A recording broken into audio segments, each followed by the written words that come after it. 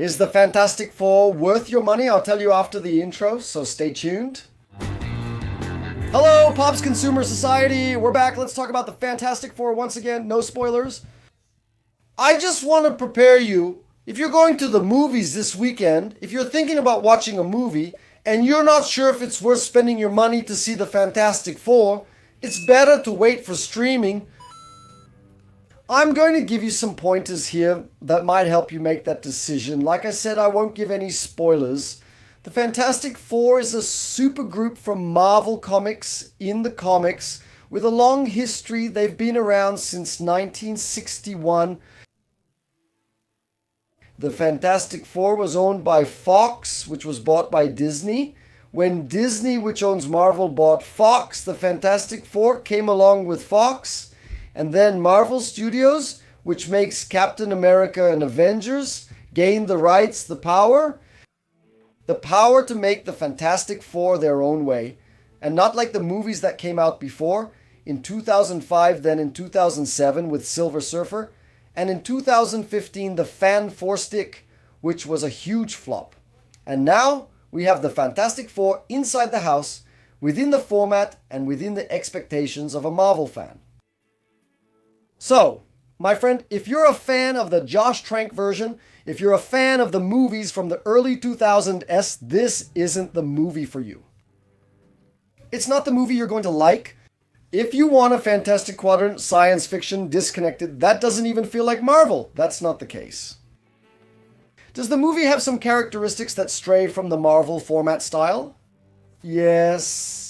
The movie actually takes place in a universe that is not the Marvel Studios universe, not the Avengers, not Iron Man, not Thor, not Hulk, the ones you already know. It's its own universe with its own rules, its own cities, its own dynamics.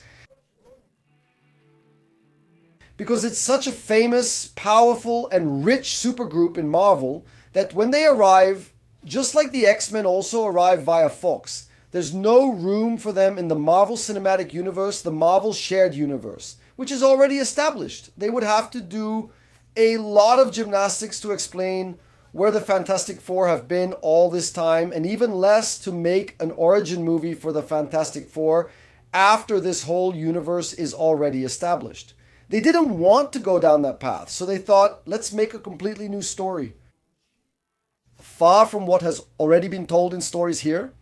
And then, later on, they'll find a way to bring the two universes together. Because we're in the middle of a saga called the Multiverse Saga, where the theory of parallel universes meeting is happening right now.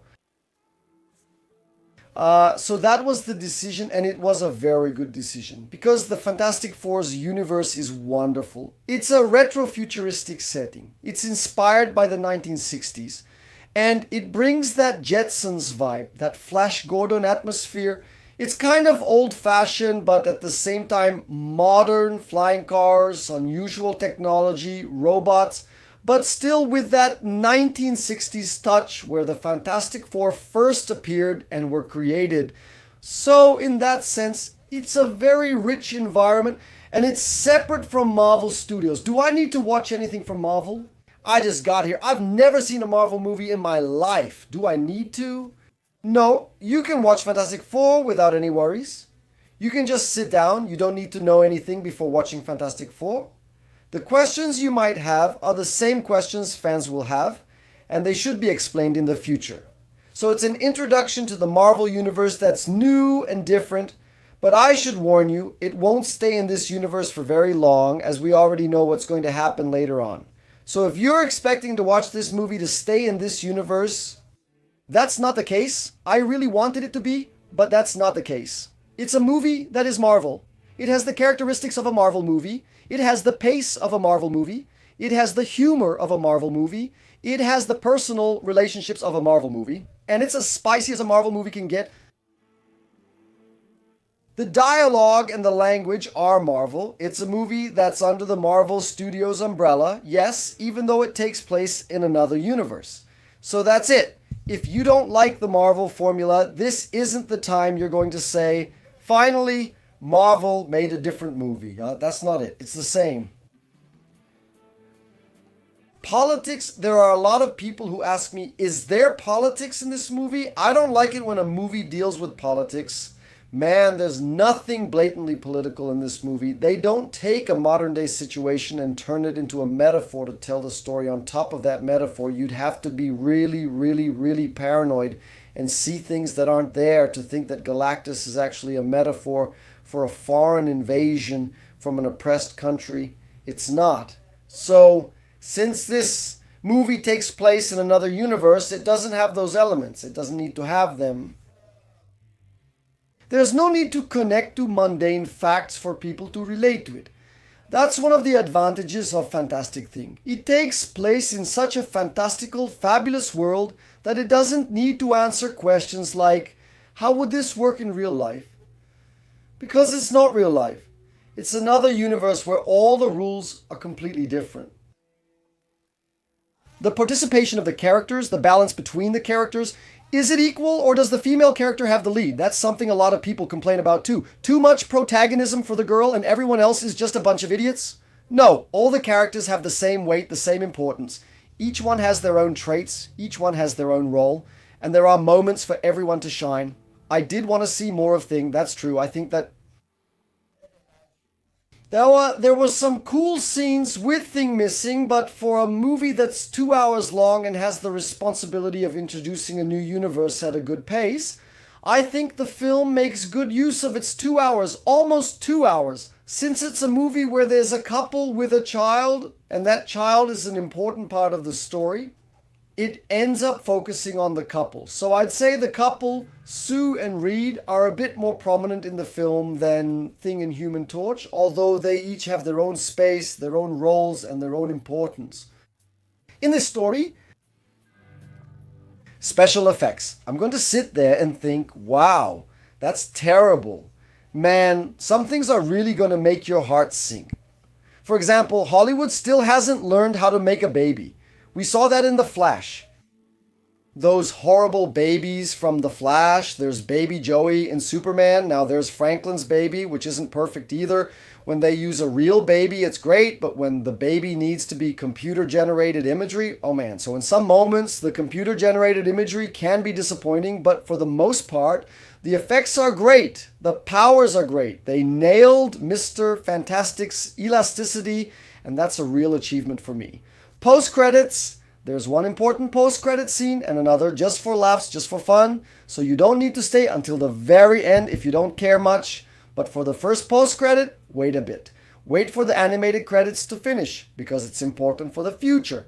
And finally, the story has those conveniences, those unbelievable coincidences that every superhero story has.